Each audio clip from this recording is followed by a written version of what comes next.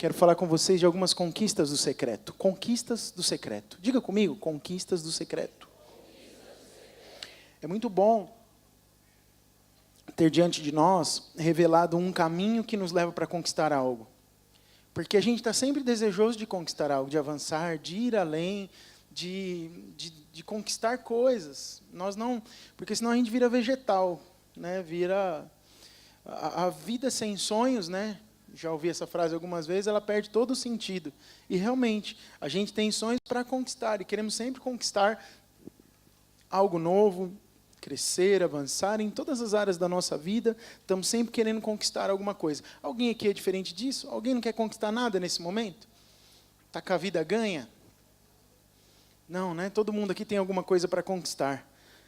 Você e eu temos a possibilidade de conquistar coisas grandes da parte de Deus no secreto. E tem sido muito edificante para mim meditar a respeito disso logo no começo do ano. Receber de Deus, tenho recebido muito do Senhor. E uma das coisas que a gente praticou ontem, e que eu tenho certeza que faz toda a diferença na vida do crente que busca a Deus, é meditar na palavra e orar a palavra. Meditar na palavra e orar a palavra. Meditar na palavra e orar na palavra. Porque a gente tira o centro de nós. Quando a gente bota muita atenção em nós, estamos cansados, estamos com fome, estamos, com dívida, estamos amargurados com alguém, olhamos muito para nós, a gente ora isso. Você já viu alguém que se centra muito em si? Ora só isso. Ó, Senhor, eu estou cansado. Ó, Jesus, jejuar 40 horas é um sofrimento. Ó, Senhor, a minha conta bancária nunca está no azul. Ó, Senhor amado, a minha mulher precisava aprender a fazer comida para eu comer bem e ficar igual o pastor Rodrigo. Ó, Senhor Jesus, o meu marido é um traste, não arruma nem a lâmpada. A gente só fica concentrado em nós. Você percebeu que tudo que eu falei aqui estava concentrado em alguma necessidade pessoal minha? Mas quando nós descobrimos a palavra de Deus, nós oramos a palavra de Deus, nós somos transformados. Sabe o que acontece? A gente começa a virar a resposta da oração de outras pessoas. Isso é mais poderoso do que ter suas orações respondidas, é ser a resposta de oração para alguém. Mas a gente tem dificuldade. Mas o caminho para conquistar esse outro nível é meditando na palavra. E a primeira coisa que eu quero falar sobre... a primeira vitória que eu quero compartilhar no secreto é a vitória sobre o pecado. Eu falei um pouco disso num dos devocionais aqui, mas quero falar rapidamente com você ainda sobre isso. Eu sei que muita gente não me ouviu falar sobre isso. Todo ser humano ele vai se esforçar em alguma medida para lutar contra o pecado. Todo mundo, em alguma medida, se esforça na luta contra o pecado. Hebreus 12, 4-6, a Bíblia diz assim: ora, na vossa luta contra o pecado... repita comigo só essa sentença. Ora, na vossa luta contra o pecado. Aí ele continua. Ainda não tendes resistido até o sangue, e estáis esquecidos da exortação que, como a filhos, discorre convosco. Filho meu, não menosprezes a correção que vem do Senhor, nem desmaies quando por ele és reprovado. Porque o Senhor corrige a quem ama e açoita todo filho que recebe. Mais adiante, no decorrer desse capítulo de Hebreus, você vai ver que o Senhor corrige aquele que ama. E a palavra correção e disciplina, usada nesse texto, no seu original, significa trazer para a luz. Que tem a ver com a expressão de Tiago, quando diz que para nós sararmos das nossas culpas, dos nossos pecados, nós precisamos confessar, trazer para a luz um para o outro. Por isso vivemos esse estilo de vida, de compartilhar a nossa vida um com o outro. E, na medida do possível, no nosso relacionamento de discipulado um para um, nós compartilhamos a nossa necessidade pessoal. Possivelmente você tem alguém que te discipula, e se não tem, por favor, corre atrás disso. Peça isso para alguém que caminhe junto com você, que possa falar na sua vida. Porque é muito importante você ter alguém assim na sua vida. Se você não tem, eu vou repetir, ore para que Deus te dê alguém que você possa abrir as suas emoções, falar do teu coração, alguém de Deus, alguém espiritual, alguém que vai compreender aquilo que você tem para falar, porque a exposição traz cura. E o Senhor quer nos curar, nos disciplinando desta forma. Às vezes tem vergonha, e muitas vezes tem vergonha, quando a gente expõe alguma coisa ou é exposto por alguma coisa, mas sem isso é impossível ter cura. Os irmãos me compreendem? Mas tem pessoas que lutam demasiadamente contra o pecado, até porque a história de cada um é diferente. Todos nós temos histórias diferentes. Muitas vezes, uma vida completamente submersa no pecado, vivida décadas num pecado de destruição, gera tantas marcas que às vezes parece que se torna insuperável. Eu lembro muito de uma expressão, aprendi isso uma vez, a Deise falando, estudando alguns materiais sobre o ministério com as crianças, e ela conta numa pregação que ela fez, de um testemunho de um irmão que diz que o moral da história é mais ou menos esse. Quando você ganha a vida de uma criança para o Senhor, com 10 anos de idade, com 7 anos de idade, você está ganhando praticamente uma vida inteira. Quando você ganha um adulto de 30 e qualquer coisa, você perdeu 30 anos. Então, você está ganhando 2/3 de uma vida. E quando o mais longo é o tempo, muitas marcas foram geradas. Então, as questões a serem tratadas com quem viveu 30 anos submerso no pecado, são completamente diferentes de uma criança que viveu 8 anos debaixo da autoridade, pode até ser de um pai e de uma mãe extremamente pecaminoso, mas as marcas no seu coração não são tão profundas quanto aquele que viveu completamente lançado no pecado. E aí, por isso, alguns têm muita dificuldade, têm mais luta com o pecado. Você conhece alguém que luta contra o pecado? Nem você mesmo? Larga a mão. Todos nós, em alguma medida, lutamos contra o pecado. Arrependimento, presta atenção nisso, renúncia, oração de concordância, responsabilidade no que tem que fazer no dia a dia, negar-se a si mesmo, tudo isso faz parte de um percurso de se ver livre do fardo do pecado. Não tem dúvida nenhuma. Para ser livre de hábitos pecaminosos, você invariavelmente já ouviu falar sobre isso. Alguém já orou em concordância, alguém já te disse para renunciar, arrepender, ter responsabilidade como conduz a vida, perdoar alguém, negar a si mesmo. Isso tudo faz parte de um caminho, de um percurso para você se livrar de hábitos pecaminosos. Mas nada, preste bem atenção no que eu vou falar agora, nada é mais poderoso para você se ver livre de todo hábito de pecado do que a sua exposição à presença de Deus. Nada é mais poderoso do que se expor à presença de Deus. E você não vai ter uma luz agora e procurar alguém e falar, eu quero contar meu pecado para você. Você primeiro precisa se expor ao Senhor. É Ele quem vai te conduzir nisso. Você precisa abrir o seu coração para Cristo.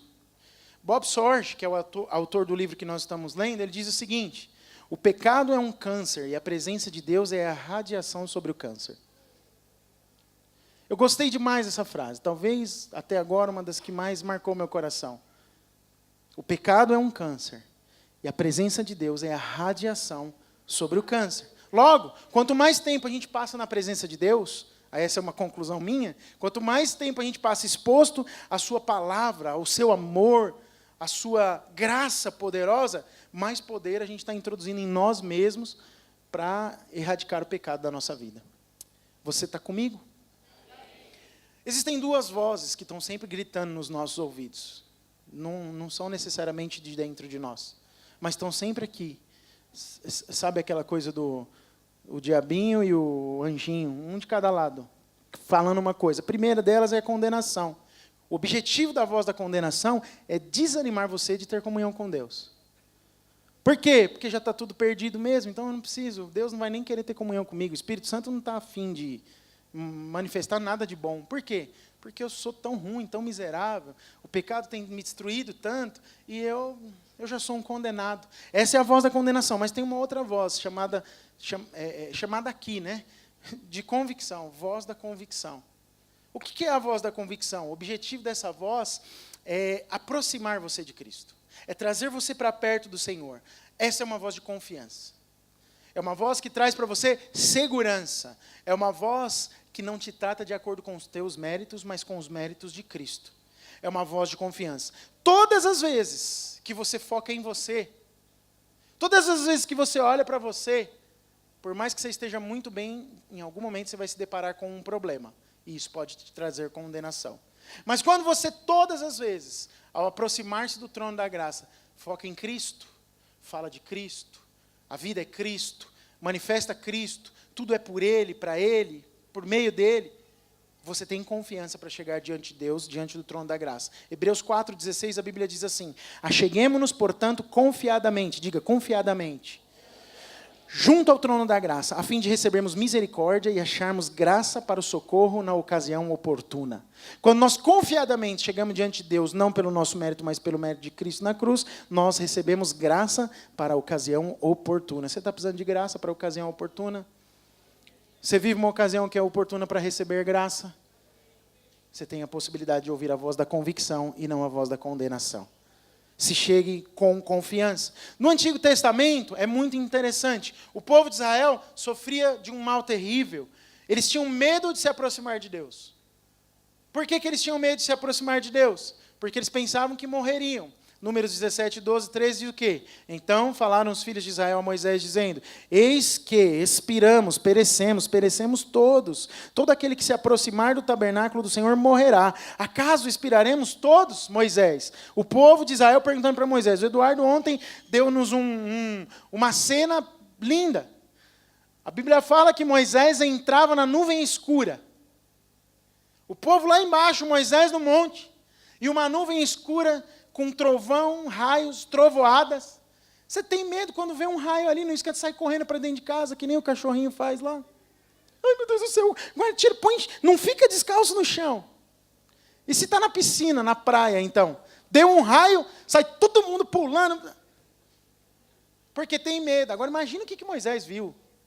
Imagina o que o povo viu. A gente passou uma cena meio de terror esses dias na praia. A gente estava todo mundo na praia, eu e a Deise sentados na areia, o Henrique estava com a gente, o Heitor com o filho do pastor Joel, Fiuza, lá dentro do mar. De repente, a gente conversando e ele falando que em Córdoba muda, a Deise viu uma reportagem disso, alguém viu, acho que foi no Globo Repórter, que lá muda do nada a temperatura, e cai umas pelotas de gelo do tamanho de uma maçã. E aí ele falou, não é verdade. Aí ele só não sabia que tinha um monte de gente do mundo inteiro estudando isso lá em Córdoba. E a gente conversando sobre isso, ele falou assim, Rodrigo, lá é exatamente assim, daqui a pouco ficou preto o céu e começa a cair, as pessoas têm que tirar as coisas das sacadas, entrar para casa e tentar guardar o carro num lugar que senão é perda total no carro. Porque são pedras do tamanho de maçã, imagina, pedra de gelo. Irmãos, enquanto a gente está falando isso, começa a soprar um vento. E aí eu olho para a sacada de um prédio, sei lá, de uns 10, 15 andares, e um guarda-sol começa bate o vento e ele começa a cair. Eu falei, nossa, que cena de horror, nunca vi um negócio. Um guarda-sol. Só um guarda-sol. Aí eu fiquei acompanhando para ver onde ele ia cair. Ele caiu 30 metros de mim, assim. E ele caiu, não pegou em ninguém. Daqui a pouco o vento intensificou e arrancou o guarda-sol do meu lado. E bateu na cabeça do Henrique. Eu falei, Senhor amado. Eu saí correndo, falei, Jesus, Maria, José. O que está acontecendo aqui? Sai todo espírito de Córdoba. E aí eu peguei e fui acudir o Henrique, tadinho, ele ficou sentindo a dor aqui, graças a Deus pegou só a ponta do guarda-sol, e os dois na água. Daqui a pouco o vento começa a ficar tão forte, que a onda começa a ser rebatida ao contrário. Você já viu isso? Eu nunca vi isso na minha vida, mas eu posso falar que eu vi agora. E eu não estou mentindo, porque eu sou servo de Deus. E aí a onda vem para cá, e o vento batia. Aí a Deise, pelo amor de Deus, vai chamar o Heitor na água. Eu falei, pode deixar comigo. Sai correndo. Irmãos, no meio do caminho já estava cansado. Mas eu entrei na água mesmo assim. O pastor Joel, que é um pouco mais preparado fisicamente, veio junto. Nós entramos e começamos a gritar aos meninos e eles não estavam entendendo. Até aí nós estávamos vendo eles ainda. E aí quando eles perceberam, eu falei, vem correndo, vamos sair. E a gente saiu nisso, a Deise já tinha pego as coisas, já estava indo embora. E quando a gente está voltando, que eu olhei para o mar de novo, havia uma parede que parecia uma nuvem que eu não via mais mar.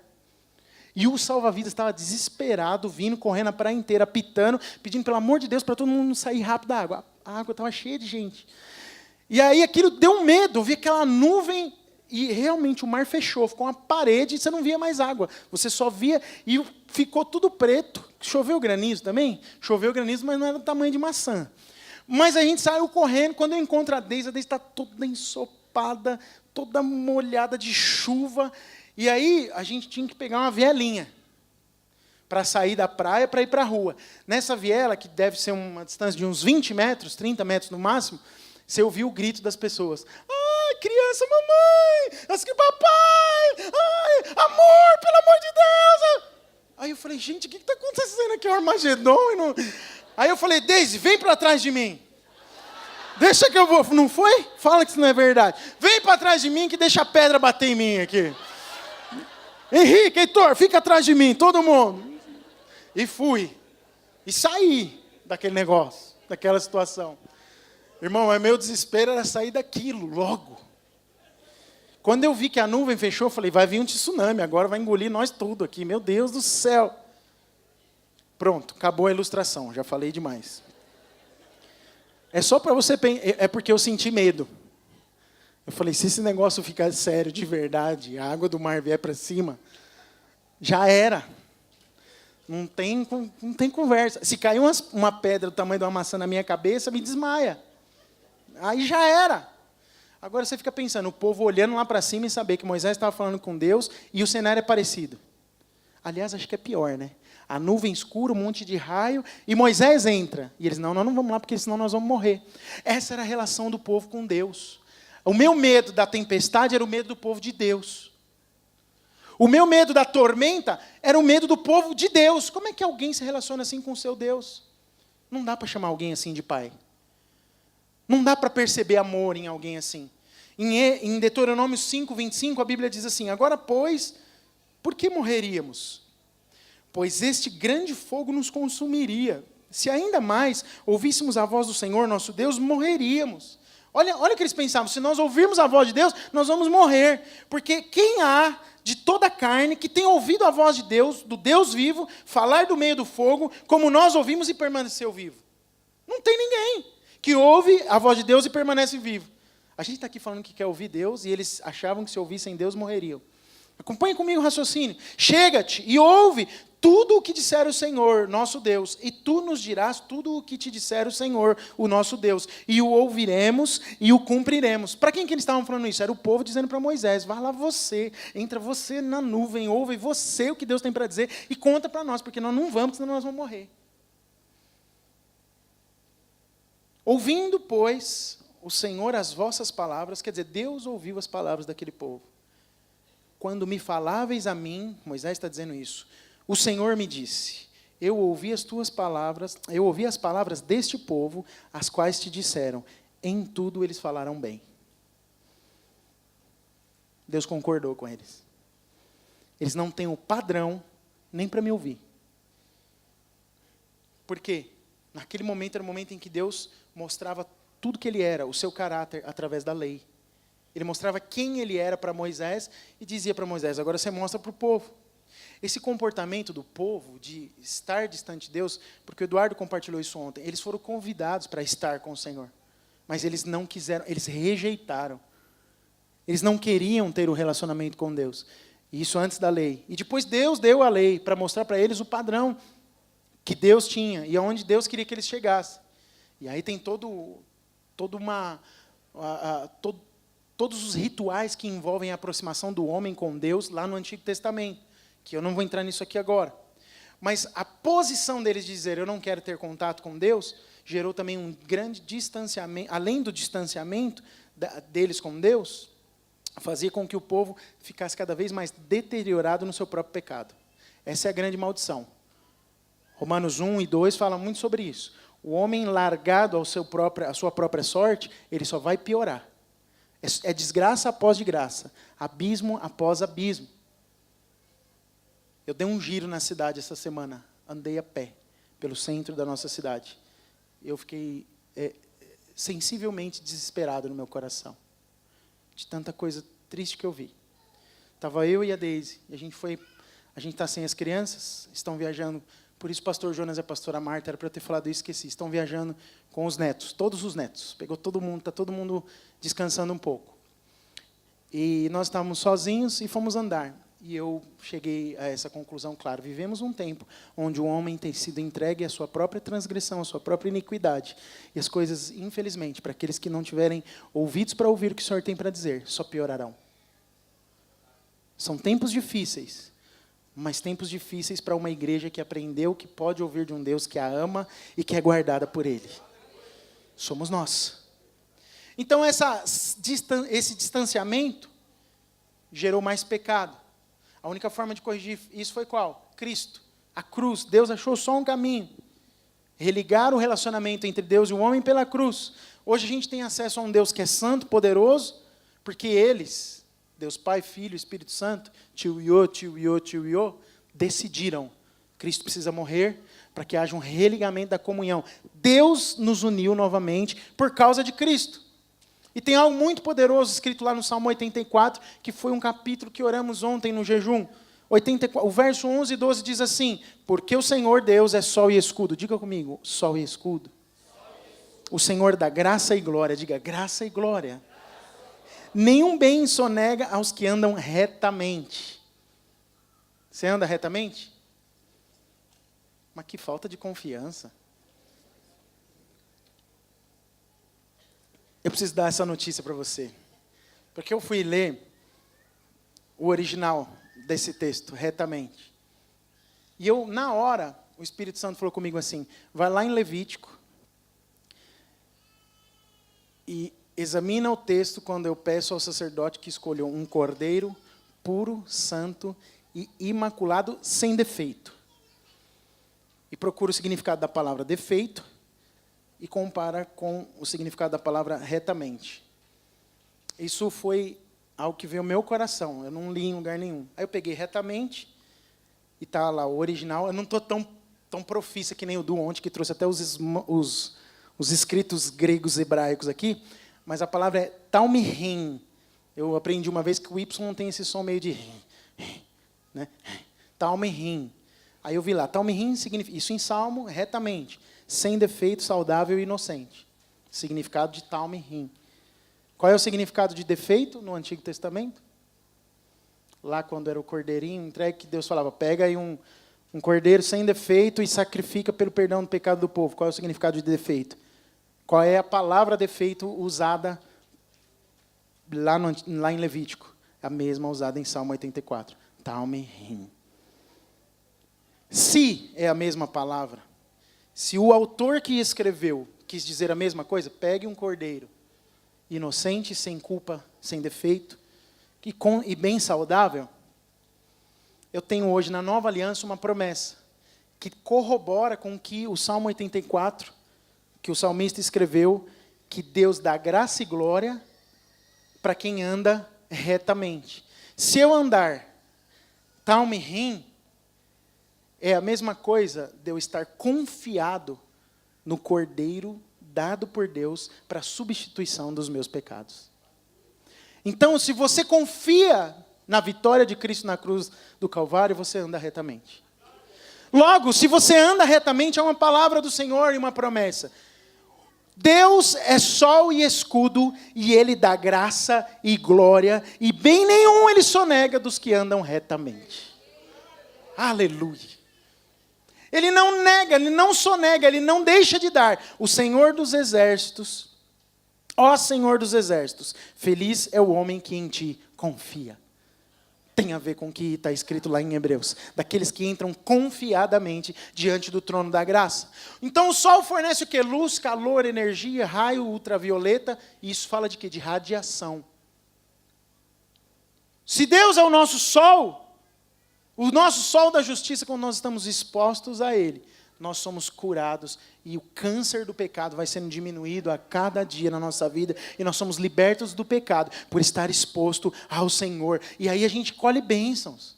Andamos retamente, andamos talmirim. Portanto, nós temos o sol da justiça nos alcançando, recebemos graça e glória, tem favor de Deus, e Deus não sonega de nós bem algum. Nós temos tudo aquilo que precisamos. Isso é de Deus, isso é bom, isso enche o coração de alegria. Então, uma das coisas mais preciosas que nós recebemos e conquistamos no secreto, diga comigo, é vitória sobre o pecado. Aleluia. Não tem coisa melhor. O André disse isso ministrando domingo passado. Não tem coisa melhor que alguém possa receber de Deus. É a vitória sobre o pecado. Não é a cura da sua enfermidade. Não é a conta bancária recheada. Não é uma casa bonita, não é um carro. Não é um casamento maravilhoso. Não. É o perdão dos teus pecados. Só que depois que você recebe tudo isso, por crer na vitória da cruz, tem muita graça liberada para você. Muito favor. Ore todos os dias, Salmo 84, 11 e 12. Fala, Senhor, eu creio. Eu ando retamente porque eu ando na justiça de Cristo. E isso vai te transformar. Isso vai fazer você andar mais parecido com Cristo. Segunda coisa que nós recebemos e conquistamos no secreto. Um espírito treinado para ouvir o Senhor. Nós precisamos ser treinados para ouvir Deus. Quantas vezes nos aproximamos e não ouvimos nada? Eu creio que podemos dizer que tudo na nossa vida depende de ouvir Deus. Tudo depende de ouvir e ouvir bem o Senhor. Logo, essa seria a atitude mais importante de alguém, ouvir Deus. Diga comigo, a atitude mais importante de alguém é ouvir a Deus. Jesus, certa vez, disse, quando ensinava sobre uma das suas parábolas, ele estava falando sobre a parábola da semeadura, ele disse assim no versículo 9 do capítulo 13 de Mateus: quem tem ouvidos, ouça, e ponto, final. Quem tem ouvidos, ouça. Diga de novo, quem tem ouvidos, ouça. Aonde é que você treina o ouvido de ouvir? No secreto. É intimidade com Deus. Nada pode substituir confiança e autoridade, a confiança e a autoridade de ouvir a Deus. Nada substitui isso. Nenhum homem pode te dizer uma palavra de encorajamento mais poderosa do que quando você ouve no teu espírito algo que Deus disse para você. Quando Deus diz algo intimamente para você, aquela convicção te leva aonde Deus quer te levar.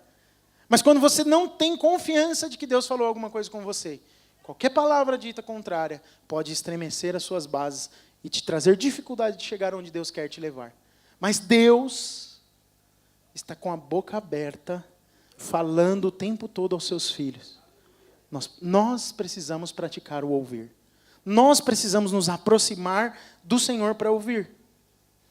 Por isso, é uma grande importância a gente utilizar a melhor parte do nosso tempo com Deus em silêncio. Ouvindo Deus. Uma das nossas crises, muitas vezes, quando estamos aprendendo a orar, é que a gente não sabe orar e quer falar um monte de coisa. Ah, mas não sei falar. Eu não sei falar com Deus. Meu Deus, eu já ouvi tanto isso de novo convertido. Não, Deus está lá no céu, uma coisa muito assim. O que eu vou falar com Deus? Deus não está lá no céu, não. A partir do momento que você recebe Jesus como Salvador, Ele está morando aqui dentro de você. Mas Ele também está lá no céu. Mas sabe o que é mais bacana? Ele não está lá no céu sozinho. A Bíblia fala que Jesus morreu, ressuscitou, assentou à direita do Pai. E aí no céu, meu Deus, tem muita coisa linda no céu. Os santos, os anjos, os anciãos, e por aí vai. Tem muita coisa poderosa lá. Mas sabe o que é lindo? Deus é tão grande e escolheu morar dentro de nós. Ele quer falar com você todos os dias, constantemente.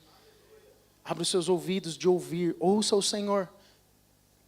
Uma outra frase que marcou meu coração nesses dias, lendo esse livro, nem lembro qual capítulo foi, mas foi a seguinte: quando falamos, as coisas não mudam, mas quando Deus fala, as coisas passam a existir.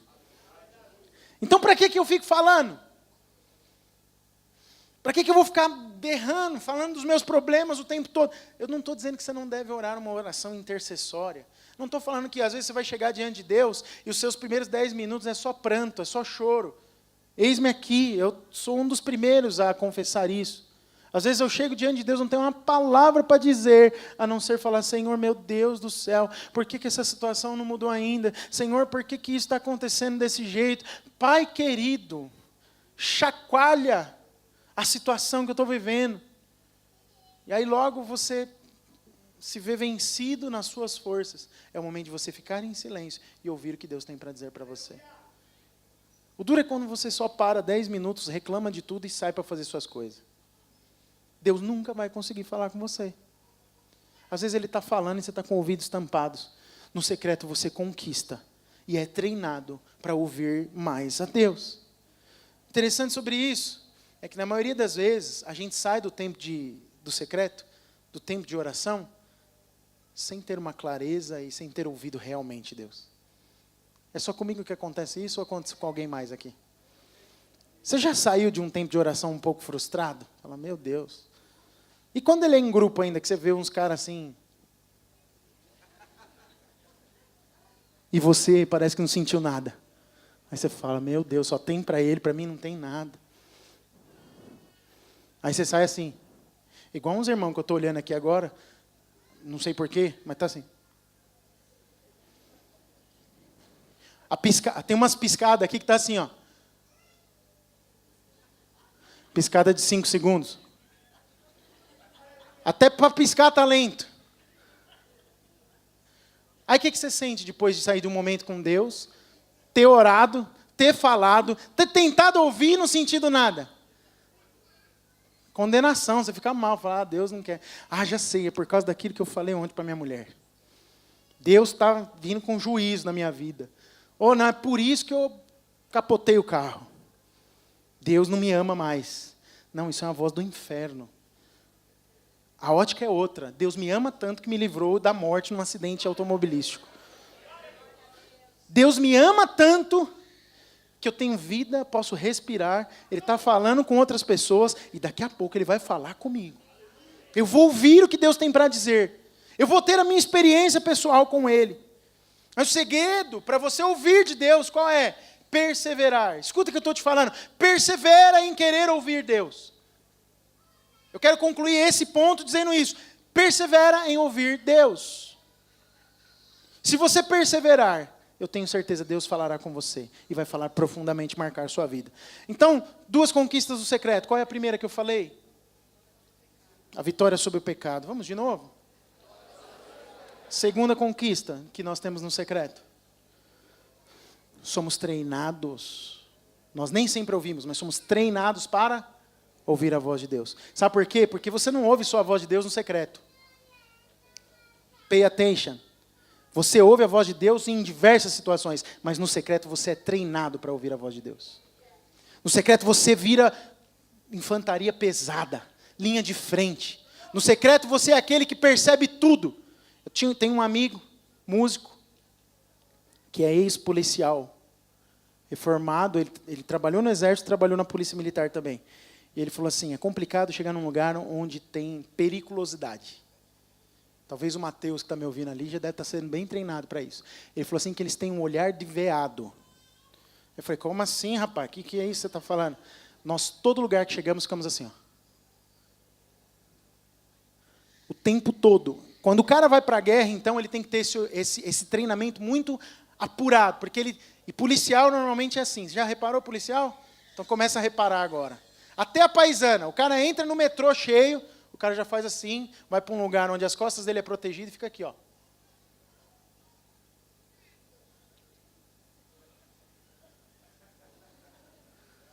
Já viu isso? Você vai ver daqui em diante. Quando você é treinado no secreto, o teu espírito fica assim. Chegou no ambiente, tem opressão maligna, você já começa a clamar no espírito e o demônio é expulso. Eu creio que Deus pode nos usar num nível tão profundo que se a gente entrar numa agência bancária e tiver gente lá pensando em roubar o banco, nós percebemos no espírito e orarmos, o espírito da desgraça, da violência e da morte cai e o assalto não acontece, porque tem alguém que é treinado no secreto. Olhos de veado. Eu achava que isso era pejorativo, mas eu acho que é bom agora. Eu estou falando que essa é a expressão dele. Nós somos treinados no secreto, mas ouvimos Deus em todo o tempo, aleluia. Eu queria falar até umas 2 da tarde. E por fim, para terminar, a terceira coisa que a gente recebe no secreto, que a gente conquista no secreto, é o desenvolvimento e a prática da leitura e o acúmulo dos bons tesouros. Eu quero ler aqui, Provérbios 2,6 diz assim, porque o Senhor dá a sabedoria e da sua boca vem a inteligência e o entendimento. De onde vem inteligência e sabedoria? Do Senhor, da boca do Senhor. O que é a boca do Senhor? É a sua palavra. Lucas 6, 43, 45 diz, não há árvore boa que dê mau fruto. Preste atenção nisso. Não há árvore boa que dê mau fruto. Nem tampouco árvore má que dê bom fruto, porquanto cada árvore é conhecida pelo seu próprio fruto, porque não se colhem figos de espinheiros. Não se colhem figos de espinheiros, nem abrolhos se vindimam uvas. O homem bom do bom tesouro do coração tira o bem, e o homem mau do mau tesouro tira o mal, porque a boca fala do que o coração está cheio.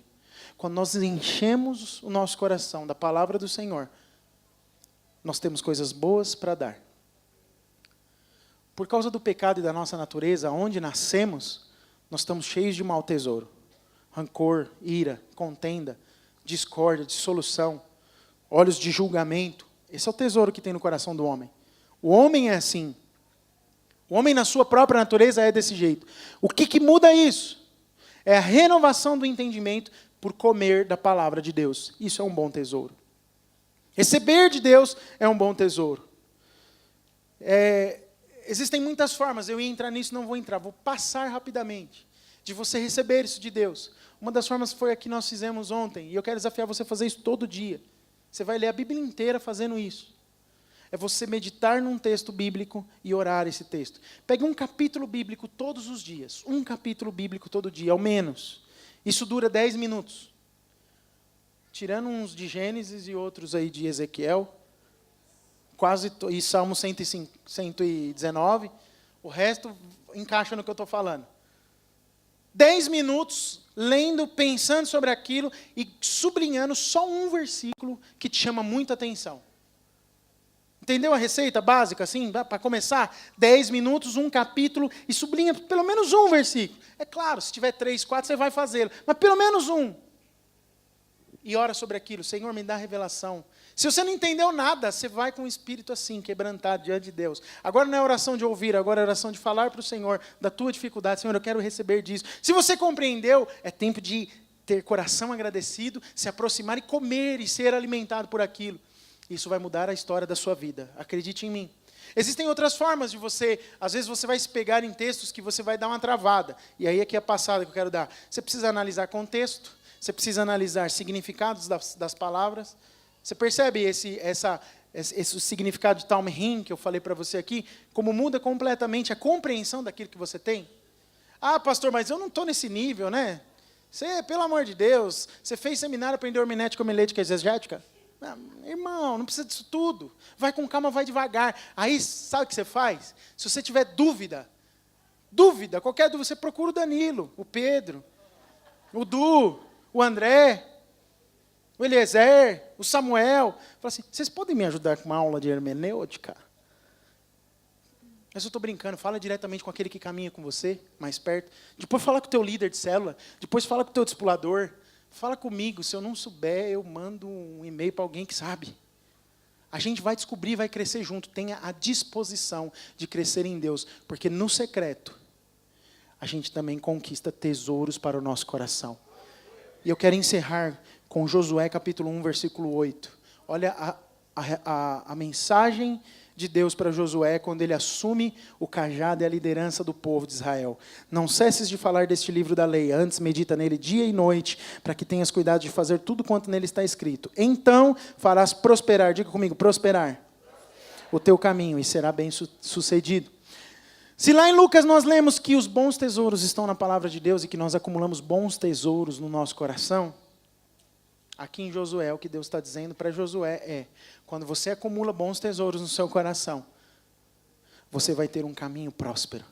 Portanto, medite, leia, absorva, coma da palavra de Deus, da nova aliança.